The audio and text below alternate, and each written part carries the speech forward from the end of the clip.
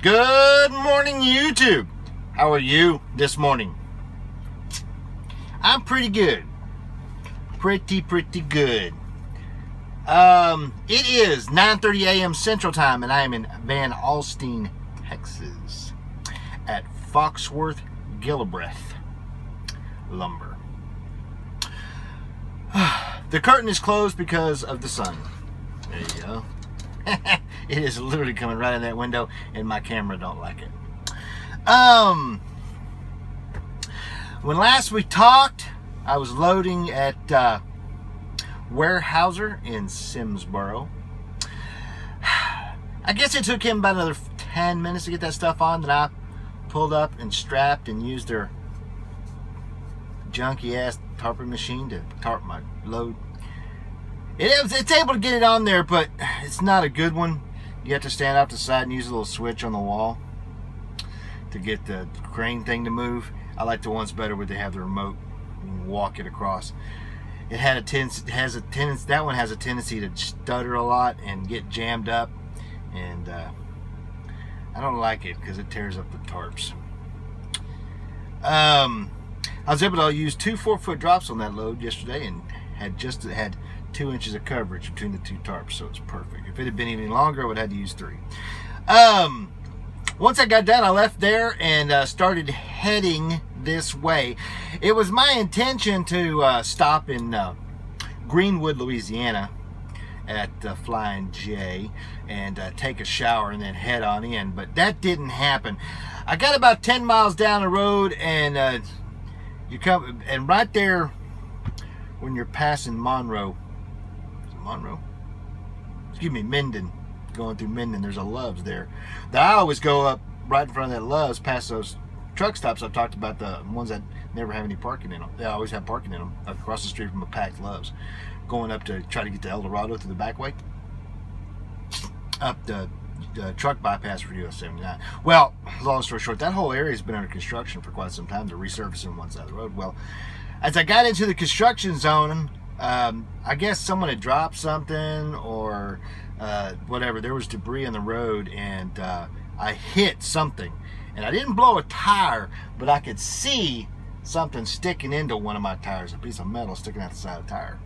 I was like, well, shit. So I pulled off into Minden, into the Love's, to go ahead and check it there, go ahead and do a load check there, and there was a gigantic piece of metal sticking in the sidewall of the trailer, of the one of the tires on the passenger side front axle.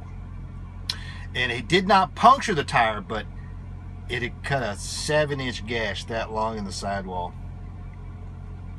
And you could, if you reached in there and you peeled it apart, you could hear air escaping. So when it was closed, it was holding it. So I had to pull around to the tire shop, and I spent about an hour there getting that done. While they did that, though, of course, I did my load check, got my stuff, went inside, took a shower, came back out. There at the Love. So once that was done, I was with the tire thing, and I was all the time I was there. I guess I was there about an hour and 15 minutes or so altogether, because I had to wait for paperwork, blah blah blah. I wasn't going to make it all the way to here, so I kind of started sweating the load, because as I was watching going north, because after I left I started heading this way, as I was watching, the storms were building in, and they were getting pretty nasty. I ended up getting to Farmersville, which is about 45 minutes from here, 38 miles or something like that, on 380, which was originally where I had wanted to go in the first place, because that was the closest truck stop that I knew of, other than a QT, the Love's, and the Flying J, which by the time I would have gotten there, they would all have been full anyway. Amazingly enough, those QTs are real good truck stops. They don't have any facilities, but they usually have 10 or 12 parking spaces. The problem is they only ever have 10 or 12 parking spaces, and they're always full. So he's coming up here, and we'll finish in a minute. Sorry about that. The unloader was pulling up, waving at me. What was I saying? Oh, when I got to that truck stop there in Farmersville, I can't remember the name. I think it's like a Valero. And it's just a nasty, dirty lot. And I've been there once or twice before over the years. And but by the time I got to Greenville, it started raining. It was getting pretty good. The winds were blowing 40, 45 miles an hour in every direction. And by the time I pulled in that parking lot, it was almost blinding rain. And I got there just in time, backed into a spot. Luckily, there was plenty of them. I wouldn't call them spots because it's just a gigantic dirt lot fitting for yourself. But just as I shut the truck off, the sky opened up, and we had 1/4 inch to 1/2 inch size hail, really high winds, and this night truck that pulled in right behind me over here with his continuous reefer going at -20. I could see he was blocking me from the wind, but I was looking at the window at the mirror, and his whole trailer was doing this jazz. I mean, it was. I was waiting for it to tump over on me. It lasted about 30-45 minutes, and we got a good 2 or 3 inches of rain. I mean, I don't remember how much it was, but I noticed that they listed in Farmersville itself, which is about a mile away, they got 3.5 inches in that 45 minutes or so, 30-45 minutes or so.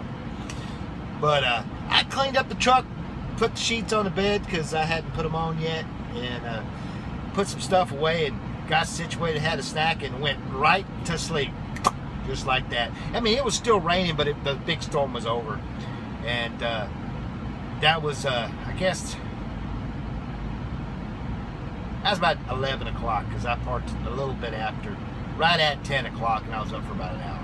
Got up this morning at 7:30 and waited for my time to run out, pre-tripped the truck, and drove on over here. And I got here, I think it was about 9 o'clock, and went in, found a place to check in. I've never been here before. This is a really, really big place, really out in the middle of nowhere. I mean, it's on the edge of Van Alstyne, but it's a really big place. I guess since I've never driven Texas 5, with any rapidity, I've never noticed this joint. But they're getting it off now, and I said it took me about 20-25 minutes to get the tarps and straps off, and it's already unbearably humid. It's only 88 degrees, but such as it is. After I'm done here, I'm heading down to Midlothian to Gerdau. I got a 12 o'clock appointment, I think, and I'm probably just gonna make it there in time. Once I get there, I'm gonna pick up a load and go into Steel and Pipe in Longview. As long as Gerdau doesn't take too long, I should make it there tonight, even stopping and taking a shower and buying fuel in either Canton or Tyler. I don't know which yet. We'll just have to see how it goes. So I'll talk to y'all when I get down to Gerdau and get it going. Good afternoon, YouTube. How are you this afternoon? It's a little muggy, and I'm a little hot, but I'm good. I'm good. It is 2:45 p.m. Central Time, and I'm in Midlothian, Texas at Gerdau Steel. After we talked, I headed out. I ended up stopping in Anna at the Flying J and buying fuel there.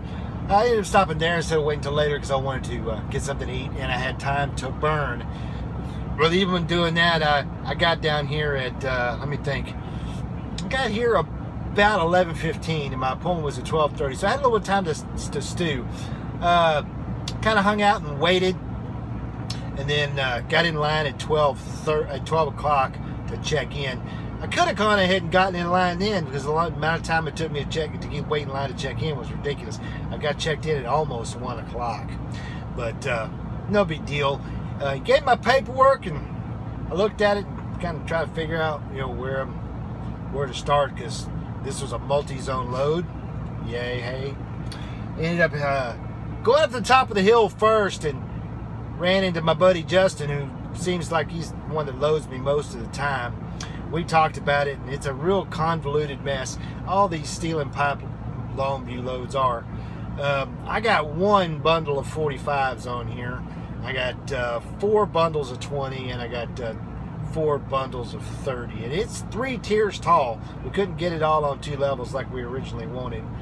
It just wouldn't go together right, because they have to have gapping between all of them. They didn't have to have gapping, it wouldn't be that big of a deal. But they require spacing between the bundles, so they can get them off without too much effort. Took him about an hour and 15 minutes to load me, and then it took me about another 10 minutes to get the first set of securements on. because it's so tall and I can't get on the trailer. So trying to throw them chains up 14. Yeah, the truck is 13.6 high and loads about that tall. So excuse me, I'm gonna move up a little bit. So after I got that done, I found my way out of the second loading area that I was in, because I had to go to one loading area and start, go to another one to finish, and then we came over here, checked out the scale. I'm in the tie down area now. Just got my bills and everything else. I'm getting ready to, I'm cooling off a little bit before I hop out, throw the rest of my chains. I got a lot of time left. I got almost 8 hours. I got 6 hours and 30 minutes till my next forced break, but I got, I think, like 8 hours and 10 minutes on my 14. What I'm gonna do is here is, like I said, I'm gonna cool off. I'm gonna get this thing secured down and I'm gonna take off. I'm gonna stop in Tyler. I got plenty of time. Stop in Tyler, take a shower, and then go on over to Steel and Pipe for the night and unload in the morning. I already have a load for tomorrow, and I have a load for Saturday. They asked me and I volunteered to work Saturday. I need the money anyway, just the way, especially since this was a short week. So tomorrow I'm going to go, after I unload, I'll be heading up to Idabel, picking up a load, and that delivers on Saturday at the Home Depot in Grand Prairie. After I unload, I'll immediately load and then go home for the weekend. But we'll talk about that tomorrow. So that's pretty much it for today. It was a good day. It was an easy day, other than the heat. And that's just something that's going to be around till October. So until tomorrow, when I unload a Steel and Pipe, keep the shiny side up, 73s. Be safe.